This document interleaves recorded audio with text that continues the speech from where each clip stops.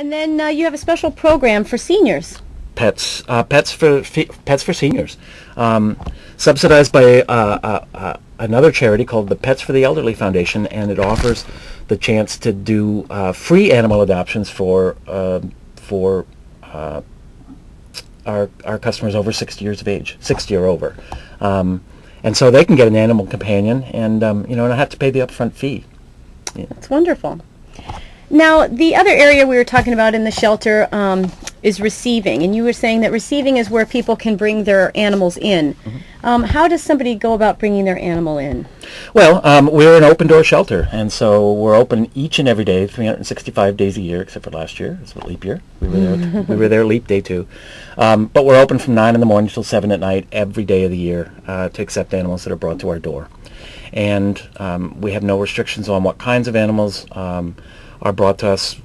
While we don't hold stray animals for their impound period, we'll accept them in our shelter and transfer them to the city facility. We ask, try and book enough time for yourself so that we can learn as much about this animal as possible, again, to help with placement. So filling out personality profiles for us, and try not to be in too much of a hurry. It helps. It helps a great deal in placement for that dog or cat. But speaking of transfers, about a third of the animals coming to our shelter now are being transferred in from other facilities where they don't have such a good chance at adoption. And so from City Animal Control and from the Animal Welfare League on the south side, and from a variety of other smaller shelters, we take animals, accept animals into our adoption program because we have excess capacity at this point with the falling intake numbers. Now, you mentioned that some other facilities may not have as good of a chance to get their animals adopted as we do, and I do want to mention to people we are located at the corner of Grand and LaSalle. That's in the middle of the River North neighborhood.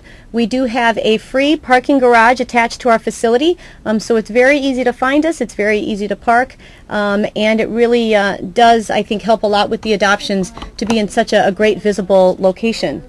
We get a lot of foot traffic, and that's wonderful.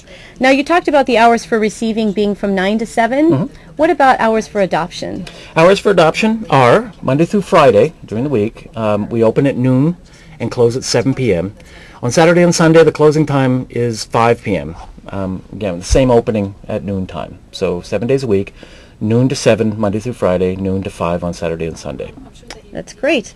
So the shelter is really open a lot. Gives people a lot of availability.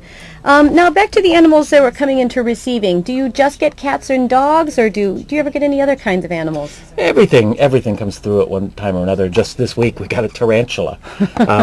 Unfortunately, abandoned at the door in the morning, but at least he was found quickly enough that it didn't suffer any lasting damage from the cold.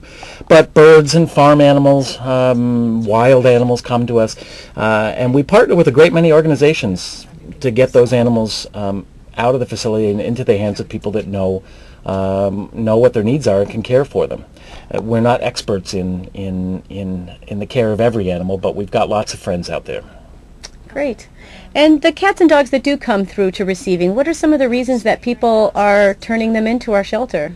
Well, certainly the biggest single reason why animals are left at the shelter are landlord problems.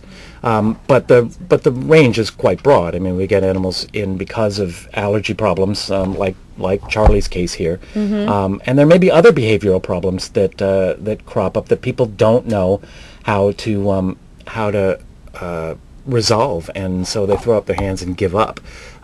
Before you do that, you should call us. Don't just show up at the door. There are lots of ways that we might be able to help resolve those problems, short of you having to surrender your pet. Okay. Well, it looks like we have another caller. Betty, you're on the air. What's your question? Hi. My neighbor has to put her dog to sleep. He's about 15 years old and is getting old, and it's time. And unfortunately, she is on a limited income and can't afford to do it at a private vet. We've called around a couple different places, and the least expensive veterinarian will do it for about $170 for her. Would that be something that you guys could take care of for her at her shelter? And she is concerned about remaining with the animal at that time, too. Well, sure, and it is one of the services that we provide to the community. Obviously, your dog or cat may be more comfortable in the veterinary environment that it's been used to all these years, but there are all sorts of reasons why that may not be possible.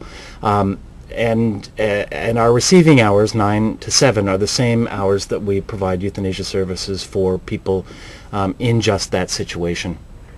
And that's 7 days a week? 7 days a week, and it is the individual owner's choice if they wish to stay. We encourage it. It's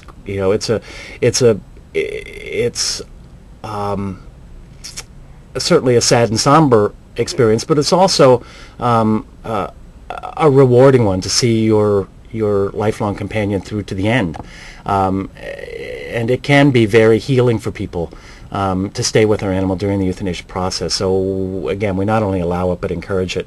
And as far as fees go, our asking is for a $25 donation at minimum in order to cover the costs that are involved. But in cases where, and they certainly exist, especially with some of our senior pet owners, they simply can't afford even that, and so there is no specific fee, and we'll accept whatever anyone can afford.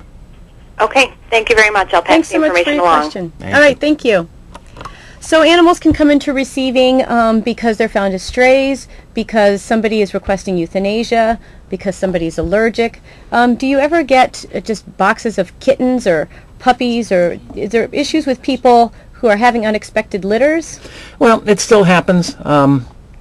But even that's been improving over the last few years with programs like, and I guess it'll probably come up on a later show, but the trap, neuter, and return programs for feral and wild cats outside. I think a substantial number of kittens coming into the shelter facility are rescued kittens coming from those wild mothers, and as we neuter more and more and more of those cats, we're seeing fewer and fewer kittens coming in. That's great. Yeah, it's very heartening at this point. That's wonderful. Well, we have talked about a lot of things, and time has gotten away from us, so we are out of time this evening. But thank you so much for joining us. Again, my name is Alicia Obando, and I am from the Anti-Cruelty Society, and I want to thank you for joining us this evening on CAN TV21.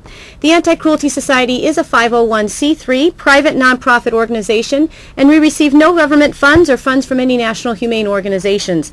To learn more about the Anti-Cruelty Society and how you can support all the great work we do on behalf of animals, please visit us online anytime at anticruelty.org or give us a call at 312-644-8338.